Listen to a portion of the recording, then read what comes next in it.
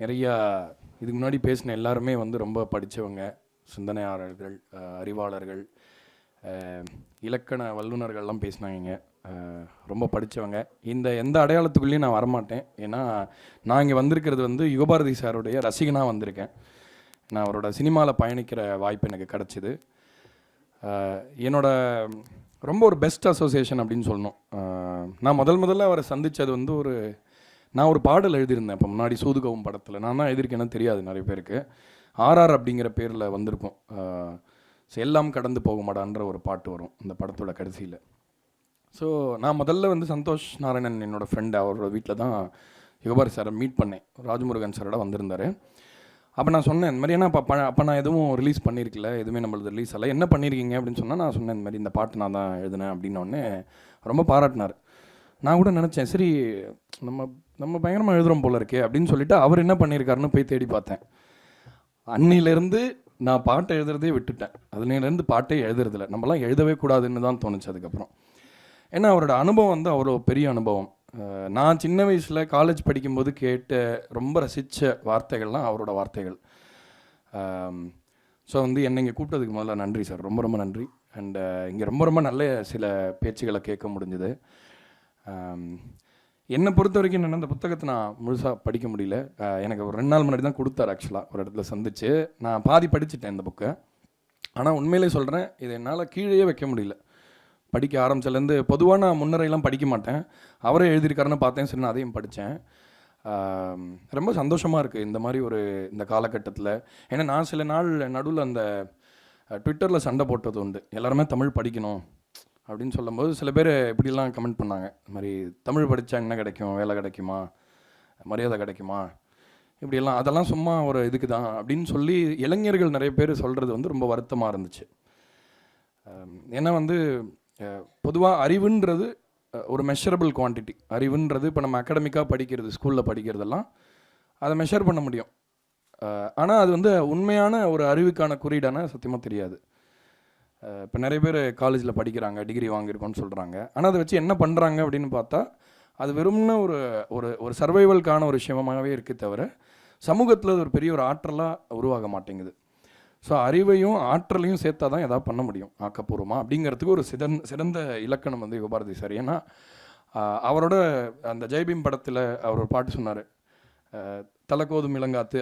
அந்த பாட்டு எல்லாருக்கும் தெரியும். ஆனால் மண்ணிலே ஈரமுண்டுன்ற பாட்டு தான் எனக்கு ரொம்ப ரொம்ப மனசுக்கு பிடிச்ச ஒரு பாட்டு. எனக்கு கூட ஹோப் கொடுத்த ஒரு பாட்டு அப்படின்னு சொல்லலாம். அந்த பாட்டு முதல்ல பிளான் இல்லை படத்தில். ஞானவேல் சார் வராரு, நம்ம ஸ்டுடியோவில் வந்து ஒரு பால்கனி மாதிரி இருக்கும். எல்லோரும் சேர் போடுவோம், ஏசி எல்லாம் போடுவோம். எல்லோரும் ஆனால் வெளில பால்கனியில் கீழே தரையில் தான் உட்காருவாங்க, உட்காந்து தான் எழுதுவோம். அவ்வளோ எளிமையான ஒரு அப்ரோச். நம்ம வந்து சம்டைம்ஸ் எனக்கு மறந்து போயிடும் அவர் வந்து இவ்வளோ ஒர்க் பண்ணியிருக்காரு அப்படின்றதே மறக்கடிச்சிருவார். ஏன்னா நம்ம குடும்பத்தில் ஒரு உறவினரோட உறவாடுற மாதிரி இருக்கும் அவரோட பழகிறது. அது எல்லாருக்கும் இங்கே தெரியும்னு நினைக்கிறேன் அவரோட பழகினவங்களுக்கு. ஸோ அந்த பாட்டை அடுத்த நாள் ரெக்கார்ட் பண்ணணும். ஸோ எப்படி நான் எழுத போகிறோம், ஏன்னா ஞானவேல் சார் தெரியும்ல உங்களுக்கு, அவர் எழுத்துலேயும் ரொம்ப அவருக்கு இது பார்த்து தான் வாங்குவார். மணிமணியாக ஒரு 2 வரி ஓகே ஆகிறதுக்கே ரொம்ப நேரம் ஆகிடும். அதே படத்தில் பொல்லாத உலகத்தில் என்ற ஒரு பாட்டு எழுதியிருந்தார் யுகபாரதி சார். கிட்டத்தட்ட நாங்கள் மத்தியானம் 1 மணிக்கு ஆரம்பித்து நைட் 9:30 மணி முடிக்கும்போது இந்த பாட்டை எப்படி சீக்கிரம் முடிக்க போகிறோன்னு பெரிய கவலை எனக்கு. வராரு, எனக்கு அவர் எழுதின நம்பினால் நாளை உண்டுன்னு ஒரு வரி எழுதியிருப்பார். அதில் இதை விட எப்படி சிம்பிளாக எழுத முடியும்? நம்பினால் நாளை உண்டு. எனக்கு நான் வந்து என்னோட ஜென்ரேஷன் என்னென்னா, நேரம் இருந்தால் தமிழ் படிக்கலாம், நேரம் இல்லைன்னா பரவாயில்ல, என்ன ஒழிஞ்சு போச்சு, தமிழ்லாம் படிச்சு என்ன பிரயோஜனம்னு நினைக்கிற ஒரு ஜென்ரேஷனோட பிரதிநிதியாக நான் என்ன நினச்சிக்கிறேன். ஏன்னா வந்து நான் தமிழில் ஆராய்ச்சியும் பண்ணலை. ஆனால் அப்பப்போ எப்போ எனக்கு டைம் கிடைக்குதோ நான் கண்டிப்பாக பண்ணணும்னு நினைக்கிற விஷயம் வந்து ஏதாவது ஒரு புக்கை புரட்டலாமே அப்படின்னு சொல்லி. வீட்டில் அதுக்கான பஞ்சமே இல்லை. ஏன்னா தாத்தா எழுத்தாளருங்கிறதுனால தமிழ் படிக்கிற பழக்கம் சின்ன வயசுலேருந்தே இருந்தது. இவரோட தமிழோட சம்மந்தப்பட்டதுக்கு அப்புறம் தான் எனக்கு தமிழ் மேலே பெரிய ஆர்வம் உருவாச்சு. அது தமிழ் வந்து எப்பயோ யாரோ எழுதின ஒரு விஷயம் அப்படின்றதான் என் மைண்டில் இருக்கும். அப்போ தமிழ்னாலே பாரம்பரியம்னா நம்ம பேசுகிறோம், முன்னாடி யார் என்ன பண்ணியிருக்காங்க அப்படின்றது. இந்த காலத்தில் தமிழ் வந்து நவீனமாக அதோடைய அந்த ஃபிலாசாபிக்கல் டெப்த்தை இழக்காமல் அது எப்படி யங்ஸ்டர்ஸ்ட்டை இயங்க முடியும் அப்படின்றதே யாராவது யோசிக்கிறாங்களான்னு கூட தெரியல. ஆனால் யுகபாரதி சாருடைய சிம்பிளிஃபிகேஷன், அது பெரிய பெரிய கருத்தை சிம்பிளாக சொல்கிறது அப்படின்ற விஷயம். ஃபார் எக்ஸாம்பிள், உள்ளுறுதி காண்பது தான் பூமியிலே உன் உயரம் அப்படின்னு ஒரு வரி வரும். ஸோ ஒரு உயரத்துக்கு போகிறது தான் எல்லாருக்குமே நீ போட்டி இல்லையா? ஈகோ பேட்டிலே அப்படி தானே நடக்குது. யார் யாரோட பெரியவங்க, யார் யாரோட சின்னவங்கன்றது. உள்ளுறுதி காண்பது தான் பூமியிலே உண்மையரும். உறுதி எவ்வளோ முக்கியன்றது. எண்ணம் செயலாகிவிட்டால் எல்லாமே தேடி வரும். அந்த 2 வரியில் முடிஞ்சிருச்சு என்ன பண்ணணுங்கிறது. ஸோ இந்த மாதிரி இளைஞர்கள் கிட்ட நல்ல கருத்துக்களை ரொம்ப எளிய முறையில் கொண்டு போய் சேர்த்த நிறைய பேர் இருக்காங்க. யாரையுமே நம்ம குறைவாக சொல்லலை. ஆனால் அந்த எண்ணம் ரொம்ப முக்கியம். ஏன்னா நான் நிறைய பேரோட ஒர்க் பண்ணியிருக்கேன். எப்பயுமே ஒரு கலைஞனுக்கு வந்து ஒரு ஆர்ட்டை பண்ணும்பொழுது இதுலேருந்து என்ன கிடைக்கும்ன்றது கண்டிப்பாக அது புகழ் கிடைக்கணும், எல்லோரும் இதுதான் பெஸ்ட்டு பாட்டுன்னு சொல்லணும், இதுதான் ட்ரெண்டிங் பாட்டுன்னு சொல்லணும், அந்த மாதிரி நோக்கங்கள் கண்டிப்பாக இருக்கும். அது தவறுன்னு சொல்ல முடியாது.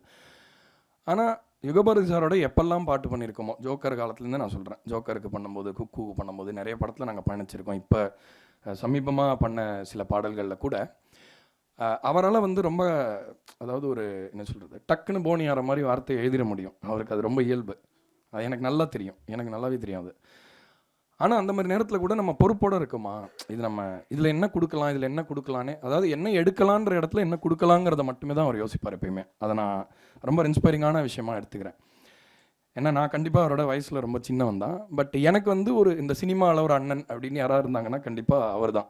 ஏன்னா அவரோட எப்போ பேசும்பொழுதும் எனக்கு வந்து தமிழ் உணர்வு ஜாஸ்தியாகும், தமிழ் படிக்கணும்னு தோணும். அதே மாதிரி ரொம்ப ஒரு அன்போட ஒரு வெளிப்பாடு கண்டிப்பாக அவர்கிட்ட எப்பயுமே இருக்கும். ஸோ வந்து நம்ம அதாவது ஒரு விஷயத்தில் எக்ஸ்பர்ட்டாக இருக்கலாம், ஒரு விஷயத்தில் பிஹெச்டி வாங்கலாம், ஆனால் எல்லாமே அன்பாக வெளிப்படலைன்னா அதில் ஒன்றும் பிரயோஜனம் இல்லை நம்ம சமூகத்தில். ஸோ அதனால் என்னோடய இசைக்கு நிறைய அவருடைய எழுத்துக்களோடு சேர்ந்தனால தான் அதுக்கு இந்த வேல்யூ கிடச்சின்னு நான் கண்டிப்பாக உறுதியாக சொல்லுவேன். ஸோ அப்பேற்பட்ட எழுத்து அவரோடது. ஸோ தொடர்ந்து அவரோட நிறைய பயணிக்கணும். அவருடைய வார்த்தைகளும் என்னோடய இசையும் சேர்ந்து இன்னும் நிறைய நல்ல விஷயங்களை கொடுக்கணுன்றது வந்து என்னுடைய ஆசை. ஸோ அது இன்னும் நிறைய நடக்கும்னு நான் எதிர்பார்க்குறேன். அதே மாதிரி இந்த புத்தகம் வந்து நான் முழுசாக படிச்சுட்டு உங்களுக்கு கால் பண்ண போகிறேன் சார்.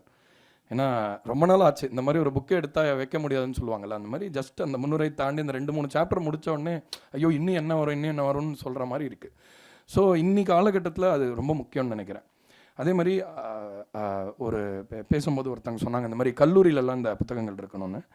இது வந்து இந்த இலக்கிய வட்டத்துக்குள்ளேயே மாட்டிக்காமல் இந்த மாதிரி புத்தகங்கள் இளைஞர்கள் படிக்கிறதுக்கு ஏதாவது வழி இருந்தால் அதை கண்டிப்பாக செய்யணும்னு நான் கேட்டுக்கிறேன். அதை கேட்டுக்கிட்டு இந்த வாய்ப்பை கொடுத்ததுக்கு ரொம்ப நன்றி கூறி விடைபெறுகிறேன். வணக்கம்.